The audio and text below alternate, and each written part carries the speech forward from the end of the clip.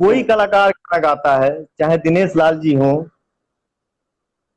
चाहे खेसारी लाल जी हो, चाहे पवन सिंह हो, अगर हम कोई गाना गाए तो कोई कोई कोई लगा दे दिनेश लाल जी पे, कोई लगा दे खेसारी लाल जी पे, कोई खेसारी लाल जी गाना गाए तो उसको लगा दे पवन सिंह पे, उसको लगा दे दिनेश लाल यादव जी पे। तो ये बहुत गलत बात है। मैं हाथ जोड़ के अपने ऑडियंस से ये विनती कर रहा हूं कि किसी भी गाने को व्यक्ति विशेष रूप में न उसको ले जाएं, और उसको किसी किसी से जोड़े नहीं। गाने का एंजॉय करिए, न कि गाना कोई पवन सिंह पे गाता है, ना दिनेश लाल जी पे गाता है, ना कोई खेसारी लाल जी पे गाता है। पब्लिक के एंजॉय के लिए लोग गाना गाता है। हम लोग क्या है, हम लोग कल को गाना गाते थे, दिनेश जी भी, पवन सिंह भी, खेसारी लाल जी भी, आज एक्टर बन गए हैं। बनाया ऑडियंस बनाया, तो हम गाना गा के हमने के एक्टर हो गए नहीं जा, तो हम लोग एक्टिंग करते हैं तो गाने में फिल्म में एक्शन रहता है, कॉमेडी रहता है।